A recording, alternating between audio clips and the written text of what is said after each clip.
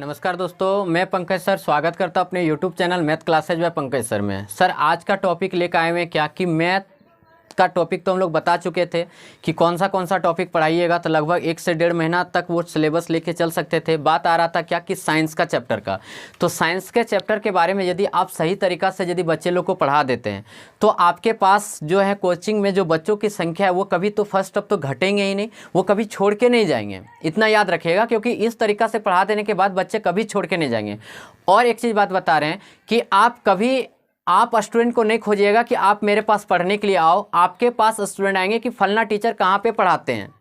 ये चीज़ रह जाए कि उनका कोचिंग कहाँ पे चलता है, इस तरह का मार्केट आपका बनने लगेगा। लेकिन बात आता है क्या कि इस तरह का मार्केट बनेगा कैसे, तो वो तरीका क्या रहेगा कि अपना पढ़ाने का, कि कौन सा तरीका से पढ़ाएं और क्या क्या टॉपिक पढ़ाएं। अक्सर हम लोग कोचिंग जब चलाने लगते हैं और पढ़ाने लगते हैं तो हम लोग को उस तरह का सिलेबस ही नहीं मिल पाता है कि क्या चीज़ एक्स्ट्रा चीज़ सिखाए बच्चे लोग को। और हमेशा सब वीडियो में बोलते रहते हैं क्या कि आप लोग कुछ एक्स्ट्रा काम कीजिए, कोचिंग में आप लोग कुछ एक्स्ट्रा काम करेंगे तब जाके आपके कोचिंग में बच्चों की संख्या बढ़ेंगे।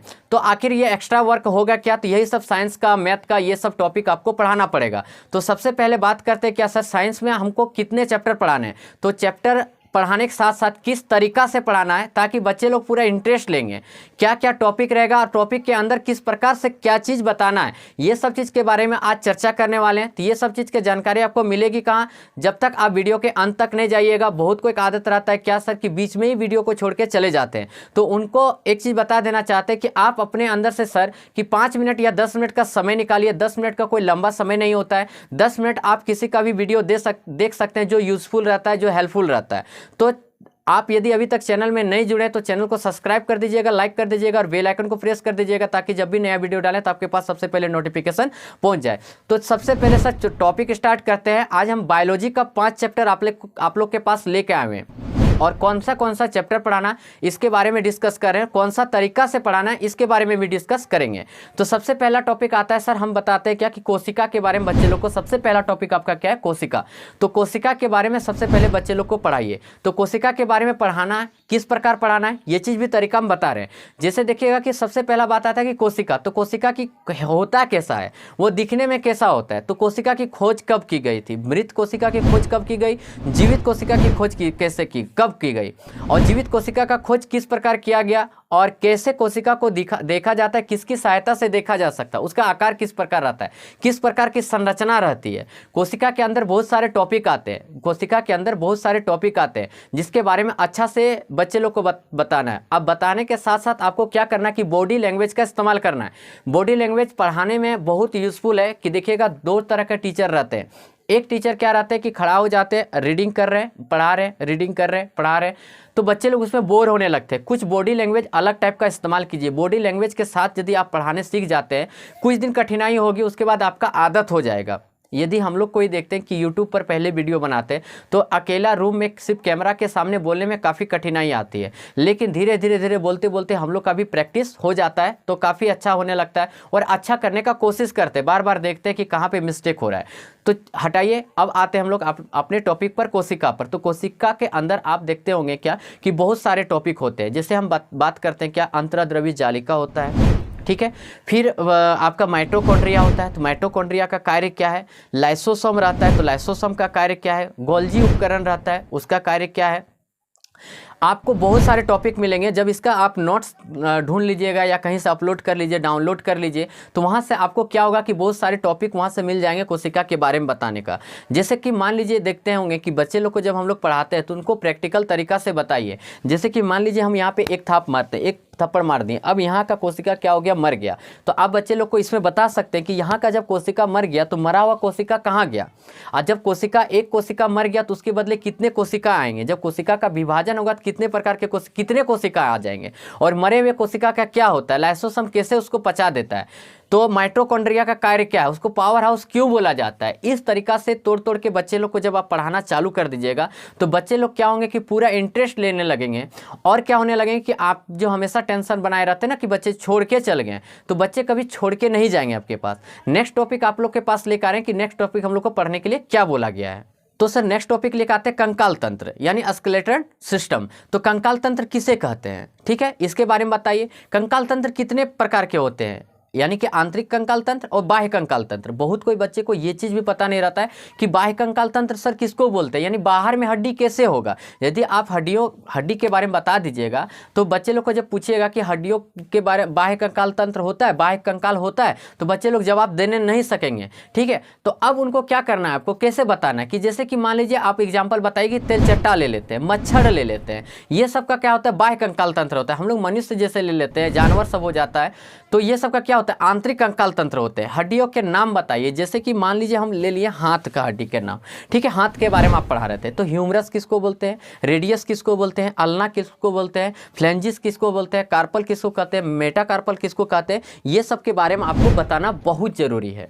समझ में आया कि नहीं। जैसे कि हम बताएं ना कि जैसे मान लीजिए आप बता रहे हैं ह्यूमरस के बारे में, तो ह्यूमरस किसको बोलते हैं। ठीक है, ह्यूमरस का संख्या कितना होता है, उसका रेडियस आ जाता है, उसके बाद अल्ना आता है, फ्लेंजिज आता है, कार्पल आता है, मेटाकार्पल आता है, सभी के संख्या बताइए, पैर की हड्डियों के बारे में बताइए। तो इस प्रकार से मानव कंकाल तंत्र के बारे में अच्छा से समझाइए। साथ साथ हम बार बार बोले कि बॉडी लैंग्वेज इस्तेमाल कीजिए और बच्चे लोग को इंटरेस्ट लेके पढ़ाइए। तो नेक्स्ट टॉपिक आपके पास आ जाता है सर मानव पाचन तंत्र यानी डाइजेस्टिव सिस्टम। यानी मानव पाचन तंत्र के बारे में जब आप पढ़ा दीजिएगा बच्चे लोग, तो मानव पाचन तंत्र के बारे में पढ़ाइए सबसे पहले। तो मानव पाचन तंत्र में कितने भाग हैं, मानव पाचन तंत्र का कार्य क्या है, किस प्रकार कार्य करता कैसे है, मुख्य गुहा क्या है, इसके बारे में बताइए, लार ग्रंथि के बारे में बताइए। ठीक है, अमाशय के बारे में बताइए, अमाशय हो गया, अग्नाशय के बारे में बताइए, अमाशय को कितने भाग में बांटा गया है, कार्डियक क्या है, फंडिक क्या है, पाइलोरिक क्या है, रूजिक क्या है, हमारा पेट कब गड़ने लगता है, ये सब के बारे में अच्छा से सीखिए और बच्चे लोग को सिखाइए। और लेकिन हाँ, हम बार बार बोलते रहते हैं सर कि आपको प्रैक्टिस करना है, प्रैक्टिस करके उसके बाद बच्चे लोग के पास आप अपने आप को शो कीजिए और देखिए, उसके बाद मजा पढ़ाने ले लेते हैं सर। इसी में ले लेते हैं क्या सर कि आप दांत के, जैसे मान लीजिए आप डाइजेस्टिव सिस्टम पढ़ा रहे हैं, तो मुख से मेरा भोजन पचना स्टार्ट हो जाता है, तो मुख में किस प्रकार की ग्रंथि पाई जाती है, लार ग्रंथि क्या है, लार में कितने प्रकार के एंजाइम पाए जाते हैं। उसके बाद आ जाता है हम लोग को दांत के बारे में, मुंह में ही दांत है तो दांत के बारे में पढ़ाइए कि जैसे आगे तरफ 2 दांत दिख रहा है तो इसको क्या बोलेंगे, ये वाला दांत जो नुकीला टाइप का दिखता है इसको क्या बोलेंगे, अंदर में जो रहता है दांत उसको क्या बोलेंगे। उसके बाद रहेगा जैसे मान लीजिए कैनाइन किसको बोलते हैं, इंसीजर किसको बोलते हैं, प्री मोलर किसको बोलते हैं, मोलर किसको बोलते हैं, कितने संख्या में रहते हैं, तो बचपन में कितने संख्या में, वयस्क हो जाता है तो कितने संख्या में हो जाते हैं। इस प्रकार दांत के बारे में अच्छा से पढ़ा दीजिए। अच्छा, कैनाइन का कार्य क्या है इसके बारे में बताइए, चिड़ने फाड़ने का काम कौन करता है, चबाने का काम कौन सा दांत करता है। ठीक है, प्री मोलर करता है कि मोलर करता है, चीरने फाड़ने का कौन सा दांत कार्य करता है। तो ये सब के बारे में बढ़िया से सिखाइए, तब देखिए मजा कितना आएगा।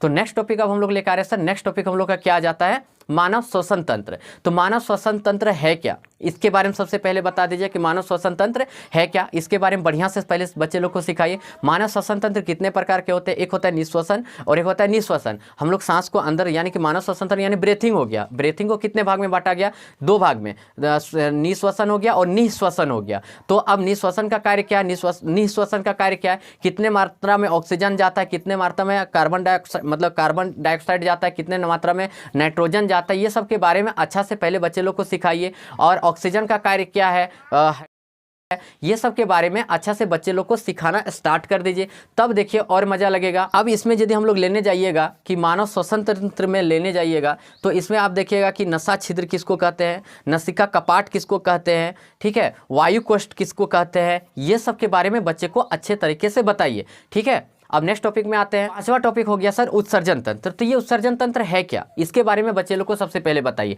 कि उत्सर्जन तंत्र किसको कहते हैं। तो उत्सर्जन तंत्र जैसे हमारे शरीर में जितने अपशिष्ट पदार्थ है जिसको बाहर निकालता है, तो उसी को उत्सर्जन तंत्र कहते हैं। तो उत्सर्जन तंत्र के भाग कितने पार्ट है, उसमें कौन कौन उत्सर्जन तंत्र का कार्य करता है। जैसे मान लीजिए हम ले लेते हैं क्या, यकृत ले लेते हैं, यकृत का कार्य क्या है इसके बारे में बता दीजिए। पित्ताशय का कार्य क्या है इसके बारे में बता दीजिए। फेफड़ा हो गया, यकृत हो गया, ये सब के बारे में अच्छे तरीके से बताइए। वृक्क के बारे में अच्छा से बता दीजिए।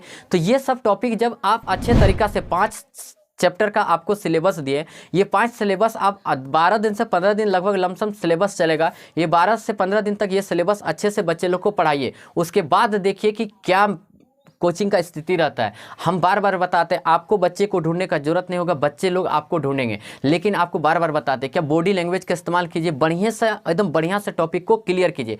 तो आज का टॉपिक यही था, 5 गो टॉपिक आपको बताएं, ये टॉपिक पढ़ा के देखिए, उसके बाद आप कमेंट करके बताइएगा। यदि वीडियो अच्छा लगेगा तो कमेंट एक प्यारा सा कर दीजिएगा, सर आगे का सिलेबस बताइए कि कौन सा चैप्टर पढ़ाएं। तो हम फिजिक्स और केमिस्ट्री में भी इसी प्रकार सिलेबस, इंपॉर्टेंट सिलेबस आपको बता देंगे, जिससे कोचिंग में बच्चे आपके बढ़ेंगे। तो हम यही तरीका अपनाते हैं और यही तरीका से पढ़ाते हैं, तब जाके आज इतने स्टूडेंट हैं। तो आज का वीडियो यदि अच्छा लगा होगा, यदि आपको हेल्पफुल लग रहा होगा, यदि मेरे लिए एक लाइक बनता है तो आप एक जरूर लाइक करें, एक प्यारा भरा कमेंट जरूर करें, और चैनल से अभी तक नहीं जुड़े तो चैनल को सब्सक्राइब कर दें। चलिए सर, थैंक यू, धन्यवाद, जय हिंद, जय भारत।